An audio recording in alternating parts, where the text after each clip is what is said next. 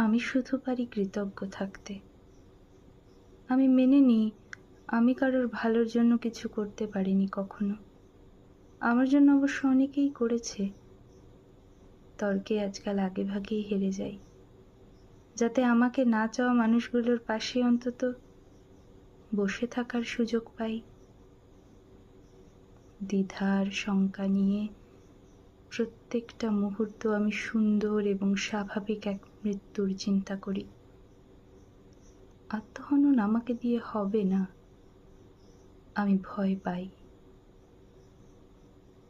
আলাদিনের চেরাগ যদি কখনো কোনো ইচ্ছে পূরণ করে দিতে চায় নিজে থেকে, আমি শুধু চাইব মৃত্যুর আগে একটা দুশ্চিন্তা মুক্ত দিন, আর ছেড়ে যাওয়া মানুষেরা যেন আমায় জড়িয়ে ধরবে তাদের বিশুদ্ধ আন্তরিকতায়।